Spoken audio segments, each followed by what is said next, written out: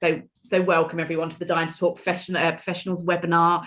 We really welcome you this afternoon. We are together for 1 hour and we are going to showcase as much as we can with you within that time, but continue to signpost you to our website and stay in touch with us is our message as well. We are recording, so if you want to turn your cameras off, then feel free, because we've got many people saying they couldn't make it today, so we wanted to be able to share this much wider.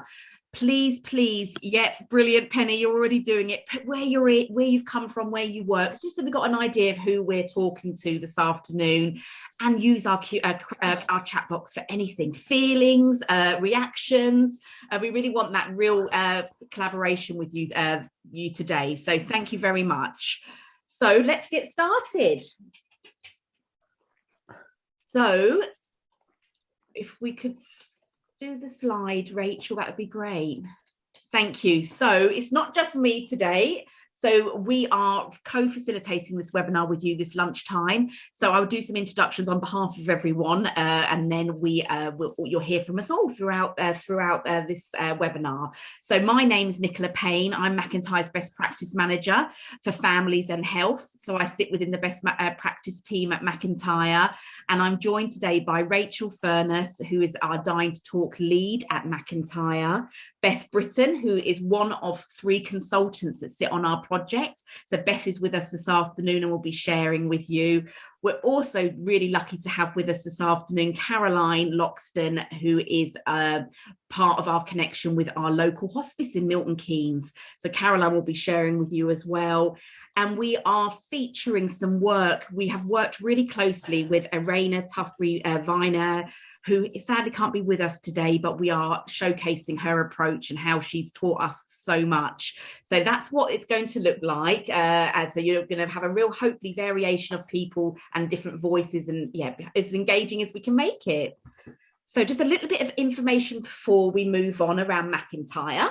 So MacIntyre was established in 1966 by parents of a child who had a learning disability. And today MacIntyre provides learning support and care for over 1,200 children, young people and adults. And we are dotted across the UK, England and Wales. And our vision at MacIntyre is to support a person with a learning disability to have a life that makes sense to them. So we really are, that is key to what we do at MacIntyre. And we offer different kinds of care. So we have residential care, supported living, lifelong learning. We have schools, academies. We have a no limits provision, which is really bespoke to our teenage years.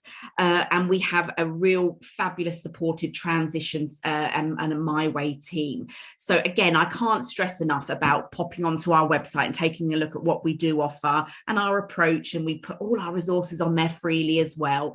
And throughout this webinar this afternoon, we will be popping links to what we talk about in the chat, but we will also provide you with a list of everything afterwards as well. So don't panic if you're thinking, oh God, I can't listen and do 2 things like that. So we're going to be as inclusive as possible on this platform. So thank you, Nikki. Nikki's doing that already. So the first thing we want to do, we want to know how you're feeling around this subject, death and dying. So we've just popped a poll up. The reason we're doing this is that we can gauge if our training's making a difference, or what we're sharing. So please, it's anonymous, so please go on now if that's on your screen, and take part in the poll, and we will launch it again at the end, so we can really see it at MacIntyre that we're making that, so what difference we're making really. So I can see all that happening now, which is brilliant. Let me admit. Okay, I'll just give you a moment or so to do that.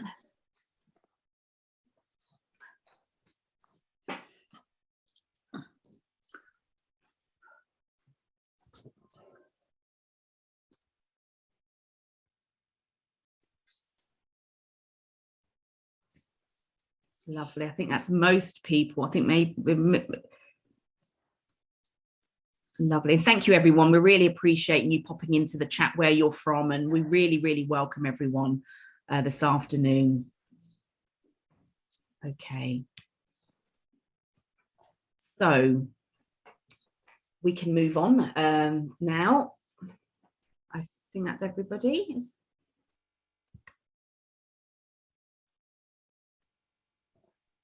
Next slide, Rachel. Yep, sorry. That's okay. So hello, my name's Rachel Furniss. I'm part of the Dying to Talk team. I'm the project lead and I started back in January of this year. Just going to share a few of our approaches and how we get people to open up and start talking around death and dying. So during the first few months of the Dying to Talk project, the team discovered that family and support workers found it difficult to start conversations with people we support around death and dying, end of life care, making a will, or planning a funeral. Many families simply didn't want to talk about death and dying, and staff felt ill-equipped and uninformed to have conversations around death, leaving people with a learning disability in limbo and sometimes feeling distressed. Most people supported simply believed that they wasn't going to die. So this is where the Dying to Talk project came in. And 18 months ago, the National Lottery Community Grants awarded the Dying to Talk project the funds. In a nutshell, the project is about living life and living well, making choices, being informed and living an equal life. The project is aimed not only at people with a learning disability, but their families, staff, their health professionals and friends. The project has been developed to aid everyone to support people with a learning disability to live a life without fear, to process natural life experiences and to ask for help without fear or rejection. And eventually the project aims for everybody supported by MacIntyre to have an advanced care plan in place. And that has been contributed by everyone, including the person supported. So I just wanted to get these two documents on your radar if you haven't heard of them already. The One Chance to Get It Right and the Ambitions for End of Life Care. These two are fantastic documents that are fairly user-friendly, and these two documents contributed greatly to the Dying to Talk project, and links are provided in the chat box. So if you don't mind, would you be able to just comment in the chat box what you think a good death looks like to you? What do you feel a good death, what would it look like to yourself? So who would you have around you? Yep. So thank you, Helen. Symptom control, being in your own home with family in pain. Yeah, fantastic. Being with your loved ones. Yeah, absolutely fantastic. So yeah. So these are what some of the people we support in MacIntyre have actually come up with. Feeling safe and secure, comfortable and loved. My PowerPoint's not working. Oh, wishes and preferences carried out. People around to provide security and safety. Being loved, familiar music. Are these any different to what you lot have put in the chat box? They're not. So why should a person with a learning disability experience a different death to a person without a learning disability? So in phase 1 of the project last year, the Dying to Talk ran 3 3-hour sessions on death and dying for the staff actually employed by MacIntyre. These sessions covered such topics of caring the last days and hours, talking to families and loved ones, and these are just 3 of the many positive comments that provided by the staff. The staff actually found it really, really helpful and fun. We try and make it as fun as possible. So in January of this year, we finally were able to run workshops for people supported. We were unable previously, obviously due to COVID. During our home visits, we have learned some great tips, which I'd like to share with you. Get to know the person, get to know their preferred way of communicating. Advocate for the person where possible, be their voice.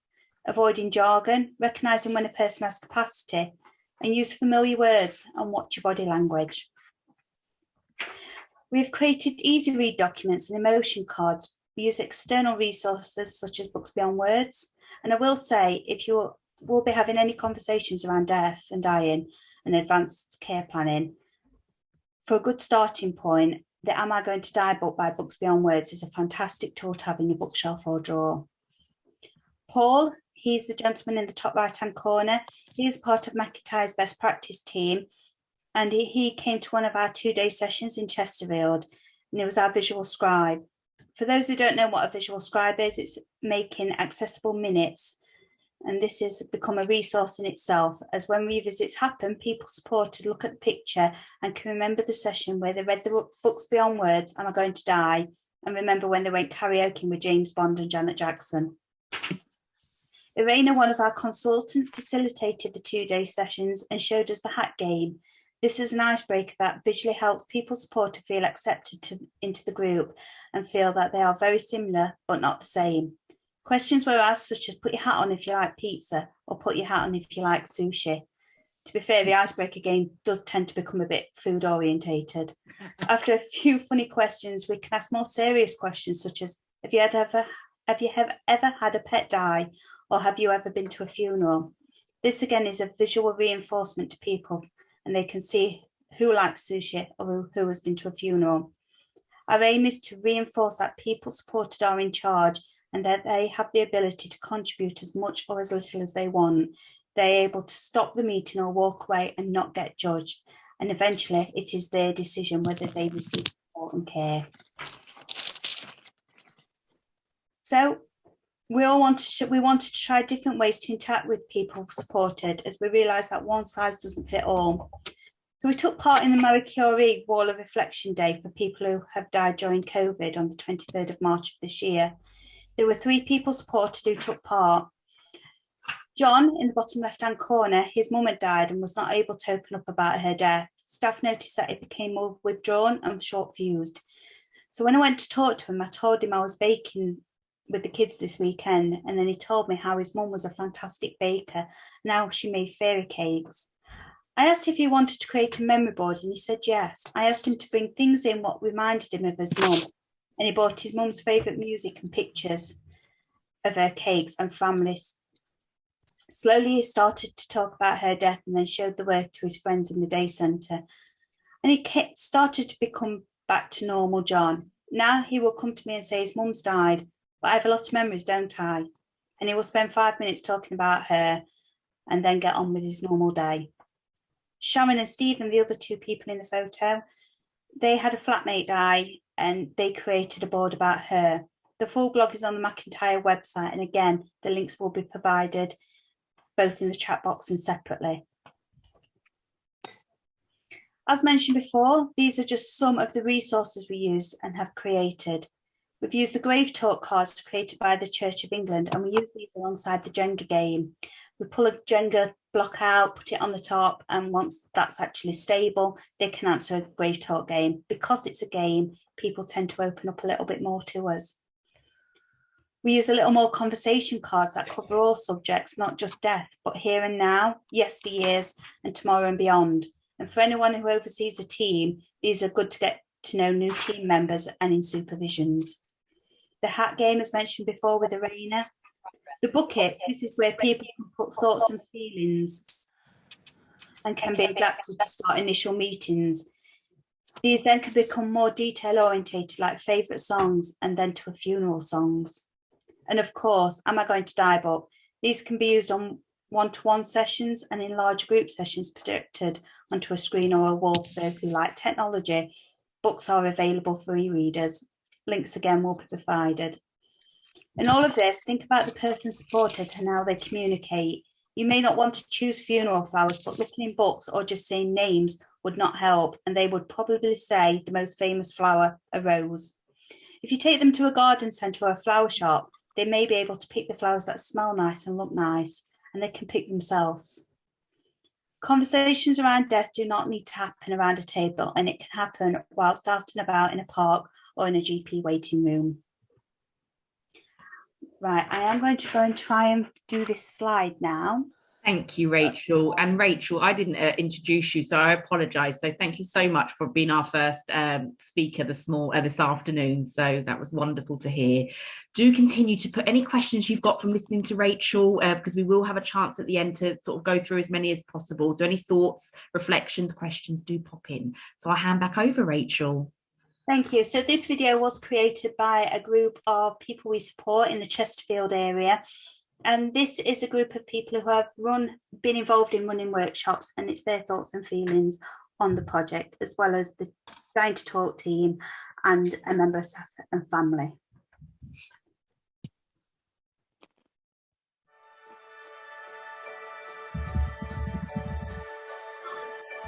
The Dying to Talk project is a national lottery funded project that we are working on at MacIntyre. It's a 3-year project and we're halfway through it, and the purpose of the project is to raise awareness around talking about death and dying with people with a learning disability, because at MacIntyre we know sometimes this doesn't happen because it's quite a taboo subject.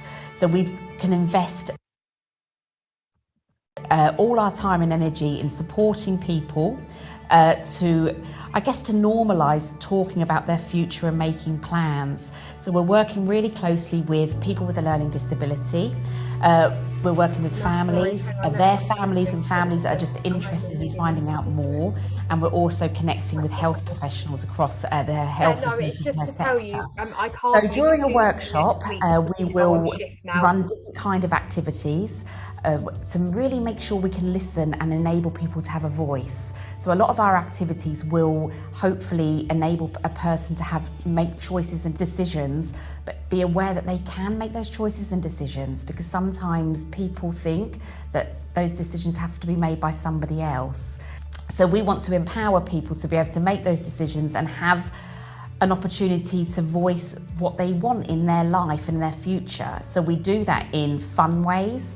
So we use some great resources at MacIntyre that we've created, like our choice boxes, our posting our feelings boxes. So the reaction that we tend to get from people is completely mixed, because everyone's different. So we have times where people walk into the room, find out what the topic is going to be about, and say quite openly, I don't want to be involved in this conversation. And I'm really supportive and mindful of that, because that's somebody's choice. But I try and encourage, or the team at the Dying to Talk try to encourage ways to keep that person with us. And once they realise that they've got control, they tend to stay. And what I love is when that they do stay, and that person who said to me quite directly and openly and confidently that morning, I don't want to be involved, is usually the person that really contributes to that day. That person would have just gone back home or gone back to the learning hub, wherever they might be. So it's really getting that message across in a way, yes, we're talking about death and dying, we're not going to pretend we're not, but we're doing it in a way that hopefully isn't scary. I've been involved with the Dying to Talk project training since phase 1 of the project. It approached subjects that were very valuable to everybody. It approached subjects that a lot of people with a learning disability are excluded from, and I think it's given me and the other staff that are involved in the training a lot more confidence in approaching that subject, and recognising that the people that we support actually need to make the choices.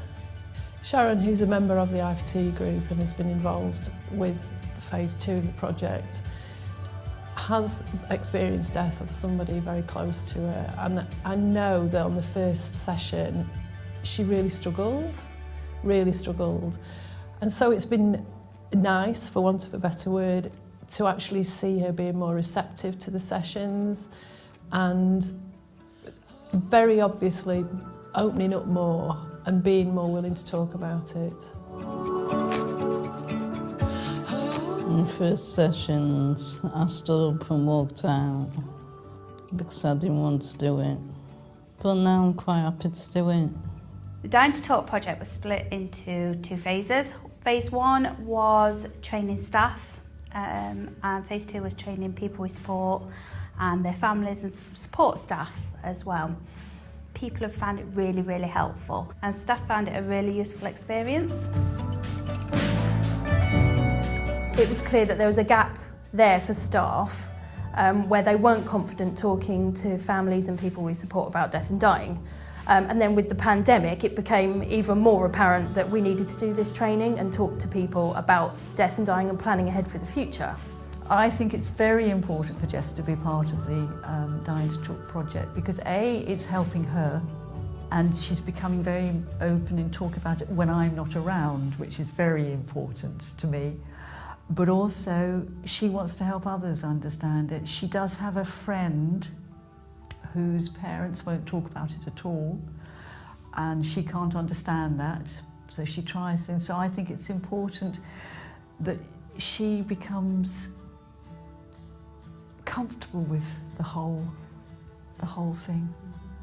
And you know, watching her in the other room just now, she's comfortable going around to talk to people, and I just think that's great. And I know when I'm not around, she will turn to others, because she does tend to turn to me a lot, but she will turn to others, which is what the project's doing.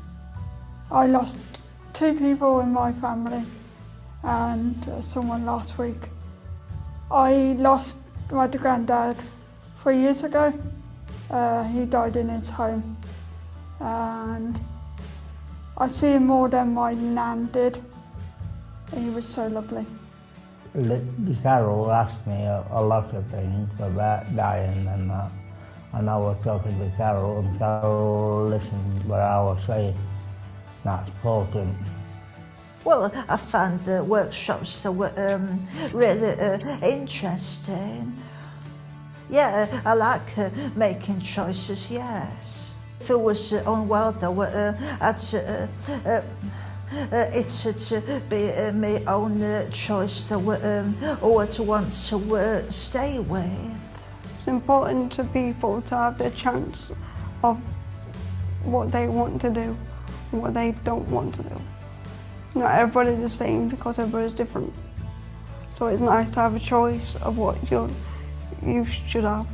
And I lost a lot of friends, very close friends, and a lot of family to cancer, so it means a lot to me.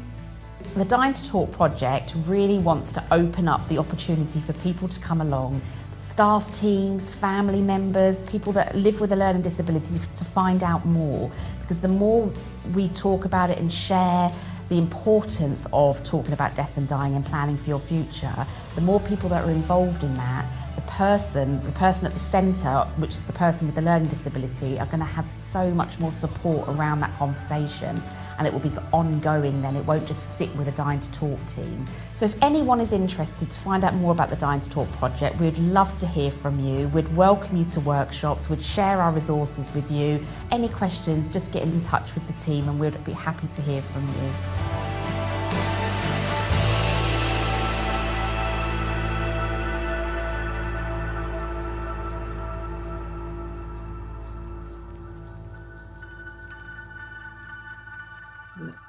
Thank you. Thanks, Rachel, for sharing that. And I hope you all managed to watch that. And I've seen Nikki pop the link in the chat, so if there was any compromise with your internet. But no, hopefully that just showcases what we're doing and the approach we use. So wonderful. So we are now going to hand over to our second guest speaker this lunchtime. And I'm now going to hand over to Beth Britton, who is one of our consultants on the Dying to Talk project. Thank you, Nikki. Thank you. Good morning, good afternoon, everyone. Goodness, the time has absolutely flown by today.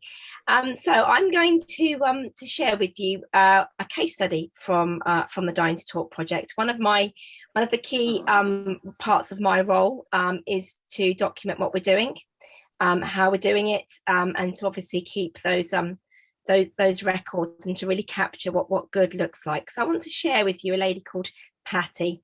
So you can see there, Patty's in her 70s and she has a learning disability. She has very significant issues around anxiety related to any conversations around death and dying, ill health. She's very observational, just seeing an ambulance or driving past a cemetery are real triggers for Patty's anxiety around death and dying. Now, part of the reason for that may also be because, as we can see here, her mother became unwell and died when she was relatively young, and that's really sort of stayed with Patty throughout the rest of her life. And her anxiety is such that she will experience what we would describe as behaviours of concern, and as I say, very significant anxiety. So Our challenge is that we need to make an advanced care plan for Patty. So I'd love you guys to take to the chat box and give me some ideas. How are we going to go about this? Think about the fantastic information that Rachel's already shared with you this morning about some of the approaches that we've used in the Dying to Talk project, and also your own experiences. I see many of you come from palliative and hospice backgrounds and sort of really sort of care and nursing backgrounds. So pop into the chat box your ideas for how we can go about trying to make an advanced care plan for Patty. I'll just give you a few minutes to do that, and then we'll move on.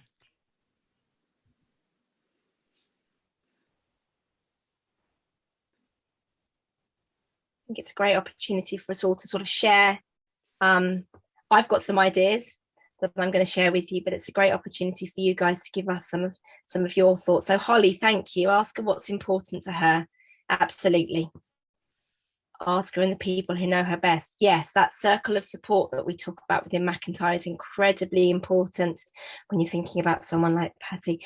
Helen, think about what things make her feel relaxed and happy. Absolutely, we want her to feel relaxed and happy.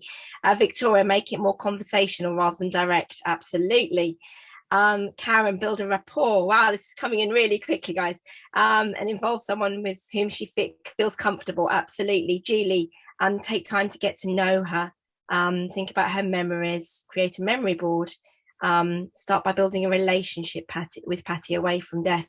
Absolutely. And we fortunately had someone who did that amazingly well, which I'm going to tell you about in a minute. Have formal support in place. What are her favourite things? Deirdre, absolutely. Galaxy A30, obviously you're a person. What makes her anxious and what helps to reduce her anxiety? Julia, have an open conversation about what she might like to have happen in her future. Fantastic ideas here, guys. I agree with absolutely all of this. It is about, as you have very well articulated, it's about finding that way in with Patty. It's about finding that thing that's going to work, that's going to make her feel as calm as possible and help us to gather that really important information. And Maureen, perhaps watching something on TV and ask how she feels would be a good way to start a conversation. Fantastic ideas, everyone. Do keep them coming. If I can ask Rachel to move the slide on, I'm going to share with you some of the ideas that we had as a team, or some of the things we know have worked with Patty, because she is a real person for us. She's a person that MacIntyre support. So here are some of the things that we would recommend if you're ever supporting someone like Patty who has that real strong anxiety around death and dying. So really important to give time, to be patient, and to be really creative in your approach. Think about those things that Rachel said earlier, some of the things we've done, some of those games and lighter things that we've done before we get into those more serious things. It's on the screen there. Broach lighter topics first as a way in to build that trust. Capture everything we learn. So as we learn those little tiny details, make sure we're capturing that. It can be so easy to have an off-the-cuff conversation with someone and then that information is never captured, and therefore we don't have it and we can't use it in the future. If you aren't Patty's preferred support worker, consider if that person will work better with Patty. Someone mentioned, didn't they, that actually let's have a good rapport with Patty before we start this really tricky conversation. Engaging with Patty's family has been very important in this instance as well, and where a person has actively involved family, obviously that could be very helpful. Right day, time and mood. We can't just say 10 o'clock on a Tuesday, we're going to do this, because that might be the worst time when 10 o'clock on a Tuesday comes around. So it is about being really flexible. It's thinking about how we work with Patty. Is it about that one-to-one? Is it about a small group? Would actually being around peers help or hinder? Would it support Patty, or would it actually make her more nervous and upset? It's about revisiting these conversations as often as we need to at the times that are right for the person. Planning can be a really long process. I'm going to share with you how long it's taken and how far the team have actually got with Patty. And then, of course, don't give up. Just keep going, because we would always say whatever we can gather for someone's end of life plans, and however long it takes, that is valuable information. It's information that we can use if the person remains within MacIntyre's services, but also bearing in mind they may leave our services. Someone you're supporting may leave your services, and they can take that information with them. It's rich information, it's important information. And of course, particularly if you are supporting someone who has mental capacity where you can have these conversations, make a start on them. Don't leave them, simply because obviously as people get older, potentially cognitive difficulties can set in. We're in Dementia Action Week at the moment. It's something that we're very passionate about at MacIntyre, supporting people with dementia. That actually, you know, sometimes people's ability to actually have these conversations will also decline as time goes on. Okay, if I can have the next slide, please, Rachel. So here you go. Here's Patty looking a great deal happier. Now, Jan is Patty's trusted person. He is her link worker. They have a fantastic relationship. And over a very long period of time, I'm talking years, not months, Jan has worked with Patty to really try and do little tiny incremental bits of her end of life planning with her as and when it's been appropriate to do that. And I wanted to share this quote with you. So one of the things we've done is capture Jan's experiences of undergoing our Dying to Talk training, and how he's then gone on to implement that. And there is the link that tells you about that case study and Jan's experiences. But I think this breakthrough moment of his is amazing. He began a conversation, obviously right day, right time, right place, wherever it was. I don't know, it might have been in the kitchen, it might have been in the car, around music that Patty would want at her funeral. She wasn't as anxious as she'd been previously, and it ended up being a really positive conversation. So do go and have a look at that case study with Jan. We have anonymised it, so we don't actually mention Patty, as you can gather from the quote, but he is talking about her and their fantastic relationship and what he's done. Now, other things that Jan's kind of shared with us. So he's had to take a very measured and cautious approach with Patty. That's been really, really important. He's had to avoid extensively talking about death and dying. So it's been that really small incremental process. And he says he's now got to a point where her end of life plans, advanced care plans, are around 60 to 70% complete. And it may never be more than that, but that's an amazing body of information that's been collected there. And that's really, really important. And we will share with you shortly the documents that we use for end of life planning, if you are ready to start doing something like that with someone that you support. So just to finish up really with us is that Patty, as you can see, ended up in one of our small group sessions. She had a really, really fantastic time. That's the hat game, some fantastic pictures from the hat game. You can see Rachel there with her mask on. You can see how we make things as inclusive and as fun and as accessible for the people that we are supporting as possible. We do post a lot of what we do on Twitter. So if you happen to be on Twitter, do go on and have a look at our Twitter account and watch what we do. And really sort of, you know, as I say, we share pictures, we share information as much as we can. And do keep an eye on our webpage as well, because we have we do share lots and lots of information on there as well, around what we're doing, blogs, case studies, etc. So you can really keep up with what we're doing and hopefully be inspired yourself. Thank you. Lovely. Thank you, Beth. Thank you so much for sharing that with us. And we have the pleasure of knowing Patty, and she is a wonderful lady living in her 80s and living a grand old life. So thanks, Beth. So we're now going to pass the baton to our third guest speaker of this Lunchtime's webinar, and that's warmly welcoming Caroline Loxton, Practice Development Lead at Willen Hospice in Milton Keynes. So I hand over to you, Caroline. Thank you, Nikki. Afternoon, everyone. As you can see there, my lovely picture. You can move on to the next slide. Yeah, thank you. My name's Caroline. Hi, Marcy, so I am the... Oh, hello, sorry. Cheers. There we go. So my name's Caroline. I am been in palliative care as a nurse for 10 years now, and my current role is the lead for education at Willen Hospice in Milton Keynes. So I've been working with MacIntyre for the last 4 years around end of life care, delivering that education to their staff, and more recently on this project, I've been doing the virtual Zooms with MacIntyre staff, supporting them around end-of-life education and what that looks like for them.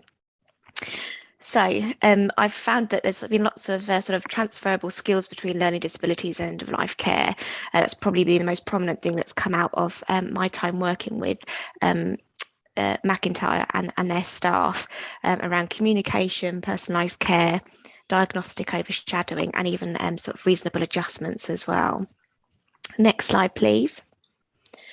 So I think there was somebody that was also from another hospice, so hello to them. I'm not sure there's anybody else that I noticed when I picked up the comments at the beginning. It's just to make sure that you are aware of who your local hospice is, because you're not all from around here. I think someone was from Scotland, so we're spreading far afield, aren't we, today? So there's a link hopefully now going into the chat, which is for Hospice UK, so you can just pop in your local area or your postcode, and that will just populate where your nearest hospice is.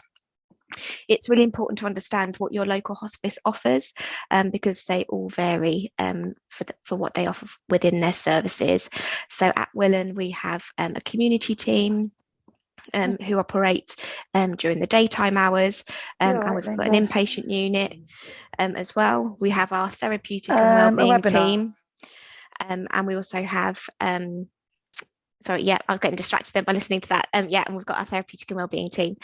We do have other services in the community that support us for our out-of-hours services. So it's just to be aware that some hospices differ in how they support people in the community. So you just need to be aware. It's usually available on the website of what that offer is from your local hospice. It's also worth seeking out what specific education on caring for those with a learning disability that your local hospice offers. So find out what sort of resources they have. They may have a specific education around death and dying or advanced care planning, communicating, bereavement, etc., specifically for people with a learning disability who you support. So it's definitely worth seeking that out. Just to give you a little insight into hospice care, just got a video on the next slide from our consultant, Dr. Ben, as he likes to be known as, just talking about what hospice care is. Lovely. Ben Deach. I'm one of the consultants at the hospice. I think the difference between medical care here and elsewhere is that in a lot of places you're thinking about the medicine and you're thinking about the drugs and the treatments that you give people, but here the whole care aspect is much broader. So you work as part of a big team and you're able to look at that person as a whole and all the different parts of them that are important. Not only looking at that person but looking at their family and those important to them too, and making sure that we provide care for everybody who needs it in that situation. We put a lot of emphasis on where people want to be treated, and so within the kind of the hospice, framework, we kind of will enable someone's care wherever they want it. But even when someone's admitted to the hospice and say they're on our inpatient unit, they're free to come and go to a degree. They can enjoy the grounds. We would perhaps even see them there rather than seeing them necessarily in their room. So it's encouraging them to do things as they want and us fitting in really with what they want as much as is possible.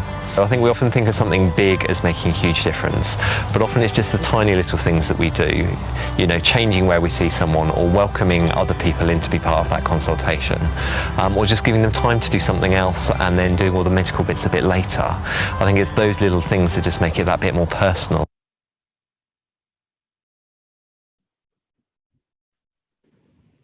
Thank you. So as there we go. Thank you. So that was a little insight into hospice care if you've not already got an understanding of what hospices provide. So welcoming everybody into hospice services is really important, and the important thing for us working within a hospice is making sure that everything we do and everything we have is accessible to everybody. So that's something that I've really learned over my time working with MacIntyre's about the different options, and Rachel's already mentioned a few resources available at the beginning about books beyond words and easy reads as well. Here on the slide, you can see on the right hand side is the link to, or I think the link will go in the chat there, and that's the advanced care plan that we use locally within Milton Keynes, but it can be used anywhere within the country. You don't have to be in Milton Keynes to use that particular one. And on the left hand side, you can see how MacIntyre have adapted the advanced care plan into their easy read documents, and the great benefit of that is that they've actually split it into two, so the before I die and also after I die, and what you all mentioned at the beginning about what a good death looks like to you. having an advanced care plan, and what Beth's been talking about with how the support worker's been working with Patty to make sure that those plans are documented on the advanced care plan is so vital to make sure we have an understanding of what the person wants and making that care really individualised for them. It's really important, the collaboration between hospice services and learning disability services, whether it's charities or whether it's support service in the community or in hospitals, to make sure that we're working together to make sure we've got the right resources in place. And particularly as things come and change, it's making sure that we've got that link and making sure we can adapt and update things as and when are required. The other important thing that I've learned is about being creative with people, supporting people with a learning disability, to allow them to express and give them that empowerment to make their choices. So the Dine to Talk project, they've talked about, the hat game and the choices box, and just making sure you've got those things available for people to express what it is that they want and what they need at end of life. There was a project in the West Midlands, St Mary's Hospice, and they called it No Barriers Here. So they used art as a way for people with a learning disability to express what they want at end of life, and they did that during the pandemic. So that was a lot of the clip is done over Zoom. So that's another way that somewhere else has worked collaboratively together, hospices and learning disabilities, to make sure that we're supporting everybody and making hospice services accessible to all, to make sure that everyone does get that good death, which is what we're aiming for. Thank you, everybody. Lovely. Thank you, Caroline. Thank you so much. Again, any questions you've got for Caroline or any thoughts, pop them in the chat. So we are coming, the time is flying by. This is where I would normally welcome Irena Tuffrey-Viner, but sadly she can't be with us today. So we're going to just show you a couple of slides. First one, of how the approach that Irena has when she's working with people with a learning disability. So we were really lucky to spend 2 days with Irena in our Derbyshire area of MacIntyre, and they were 2 days of fun, laughter, sadness, emotions of all different flying around that room. But it was an opportunity for people to walk through that door and feel welcomed and inclusive, and an opportunity to just dip their toe in the water around thinking about talking about death and dying. So we've shared a couple of quotes there, but also one thing I remember Irena saying is sometimes, and we see that at MacIntyre, it's the staff or the families that have that more of a issue with that conversation. So if we start with the people with a learning disability, that tends to be a quite positive step. So there's a couple of photos there. If we move on to the next slide, please. Again, this was the day. It was, and I was there, it was a roller coaster of emotions, but we've captured here Irena and David dancing. Before that we had people crying, but when people were crying we had people supporting them, we had people getting up, sitting down. There was no format of that day. People were in control, and one of the tools that we used a lot over those 2 days was the as you can see there on the right hand side, the emotion, how you're feeling, checking in, even if everyone's nodding along going, yeah, I'm okay, are you really okay? And we really allowed for that throughout those 2 days, and that's our approach now. So Irena has brought so much knowledge into MacIntyre, so we are so thankful for that. And one thing Irena has done is she's been in conversation with 2 people that we support at MacIntyre that sit within our health team, and we just wanted to show you 2 short films of having a conversation about death and dying, where maybe that wasn't wanted at the beginning, but how different they are. So we're going to start with introducing you to Rosie, and this is just a very short couple of minutes. Just take a look and a listen.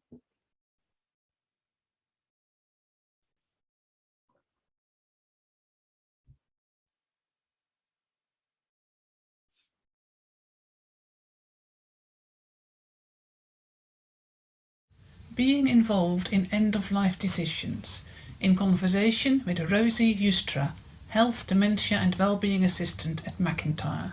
Starting the conversation with a story. This is John. He is very ill. He is going to die. John hates hospitals. He wants to die at home. Who decides whether John stays at home or goes into hospital? I just want the parents. because usually they're his next of kin, they're his family. Yeah. And do you think John could decide himself?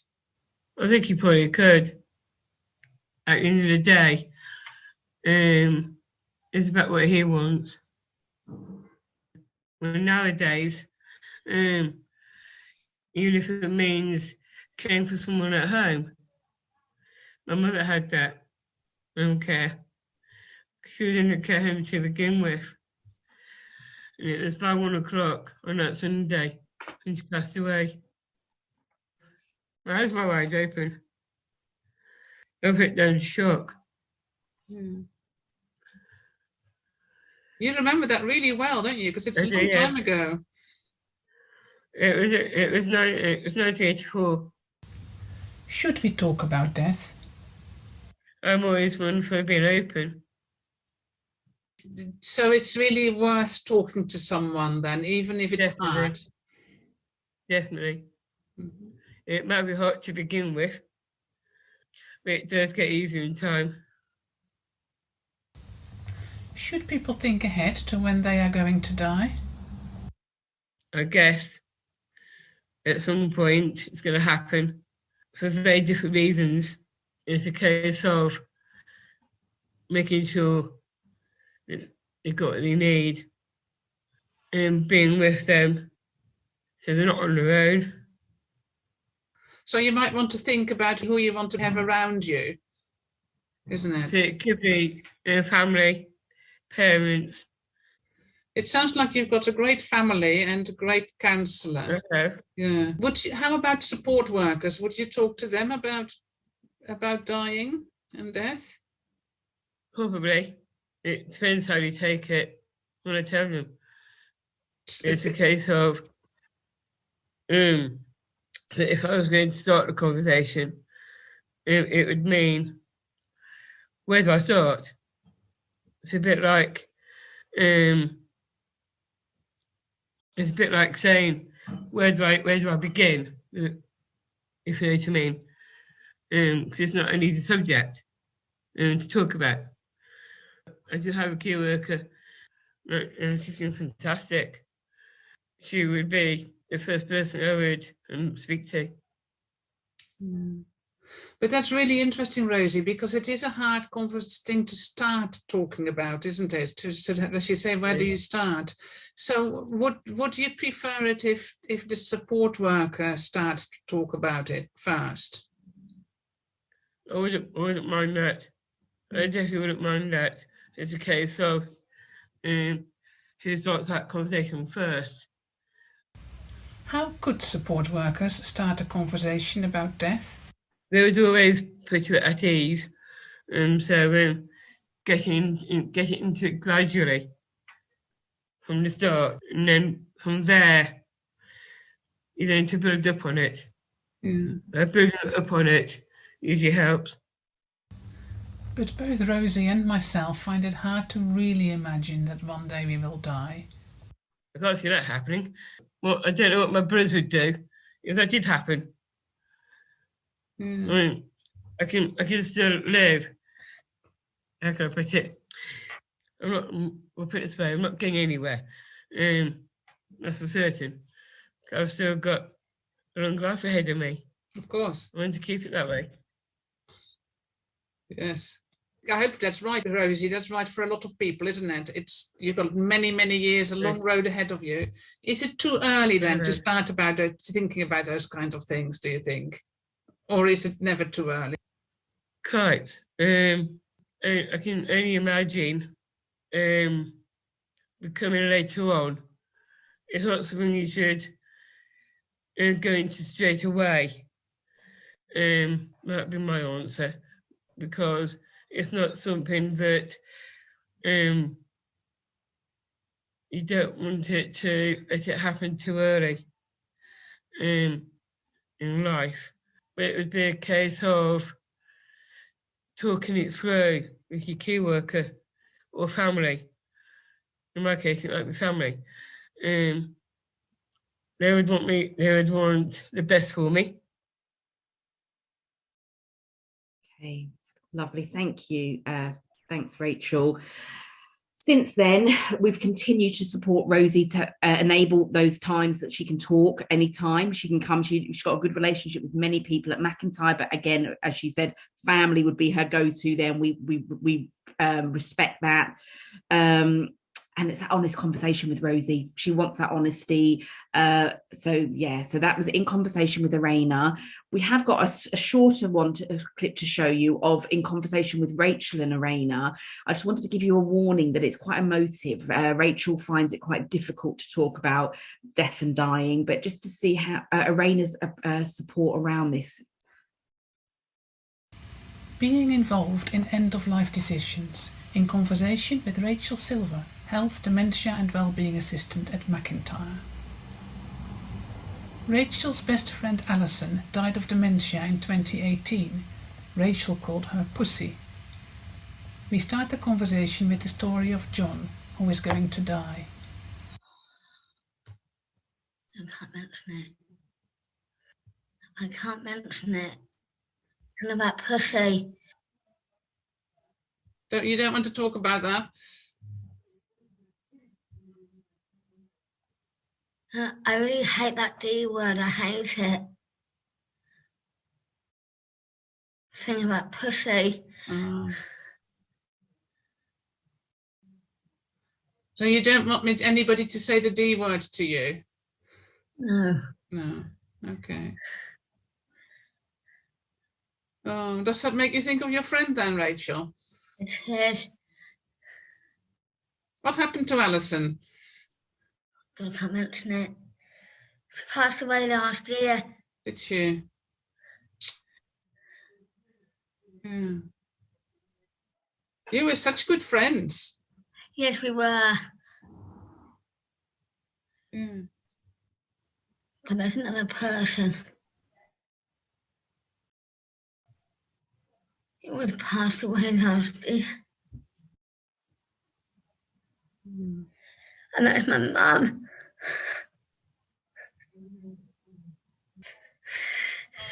You think of your mum and of your best friend Alison.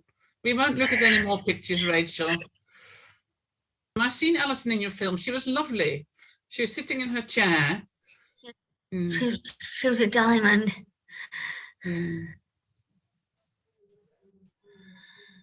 you want to tell me a little bit more about Alison, Rachel? Because I've never met Alison and she seemed such a lovely friend. Yeah, sort of dear friend to me and to my sister. 30 years we got together. They wanted to move her out, but I wouldn't let them. I keep thinking in my mind up here, if she goes, I go. Because what I said to the boss, Sarah, if she goes, I go. And what do you think Alison would have wanted? Nowhere. She was stayed by me. So you spoke up for her then? You said what Alison wanted? But I won't let her go. No.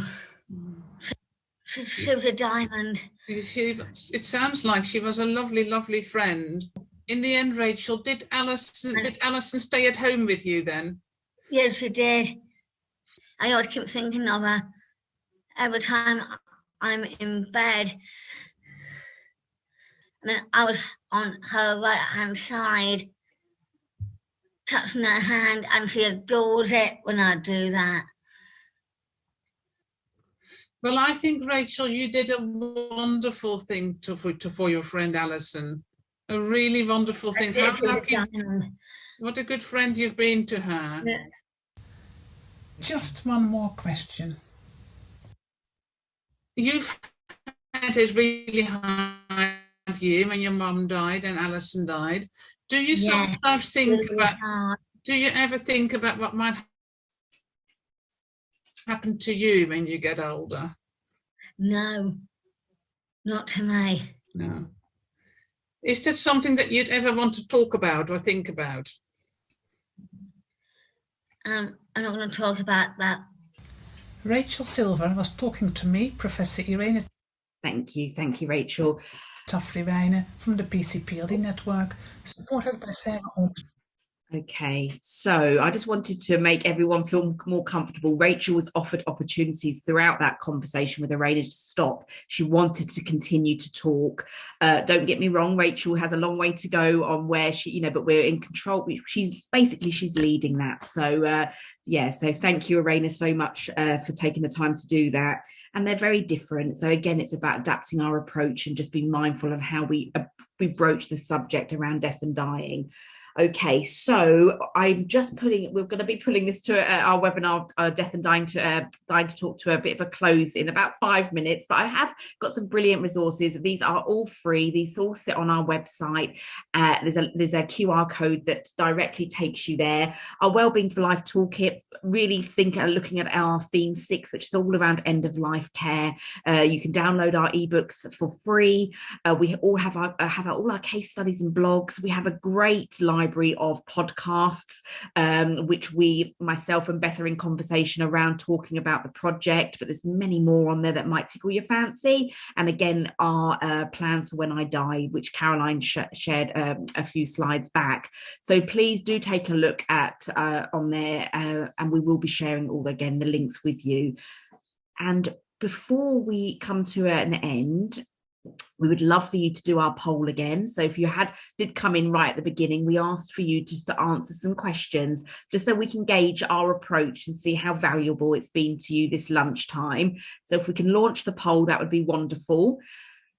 Give you a couple of moments to start doing that. And if anybody's got any questions they would like to ask, then do pop them in the chat. We have got a few minutes. And also anything they'd like to see in the future around supporting a person around death and dying, families, staff, anything like that. Any great things that you're doing as well within your organisations. But thank you very much for taking part in the poll. We will also be popping a link in the chat, which is a feedback form, which you can do now. Thank you, Nikki, which would be brilliant, because we are a funded project. We really want to make sure our approach is good, what we know, and learn from your feedback. But we will also be sending that to you in an email away from the webinar this lunchtime. But if you can take a couple of minutes to do that, we'd be most grateful. So thank you. Okay. Thank you, Karen. I've just seen and thank you everyone for your contributions into the chat this lunchtime. Okay, we've still got a couple of minutes, so I think everyone's answering the poll quite promptly, which is great. Thank you, everyone. I'm going to absolutely say thank you so much to Caroline, Beth and Rachel for coming on today and sharing what's going on around good practice within MacIntyre and externally. And that real important key message is one thing to take away this lunchtime is find out, if you haven't already, where are your local hospices, and make that connection, make that hello. That would be a wonderful for you, just that before there's a crisis, really. And thank you to Arena for not being with us, but we hope we've done a bit of justice to, and we're so grateful for your support within the project as well. So that's me done. So thank you very much, everyone. We are here. If you want to, if there's questions going into the chat, then we will stay on and answer them. If not, thank you so much for your time this lunchtime, and stay in touch. If you have any further questions, just get in touch. So thank you.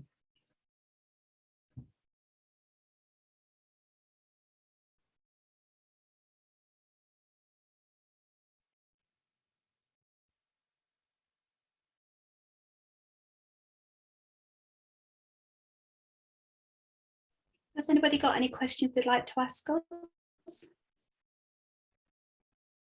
If you just move the slide on, Rachel, so we've got that finished.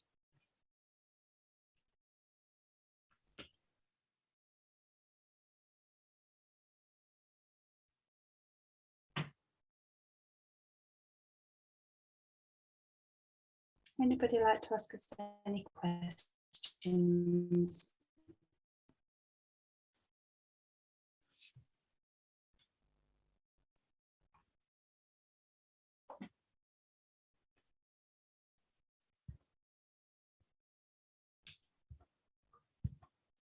Thank you, everybody.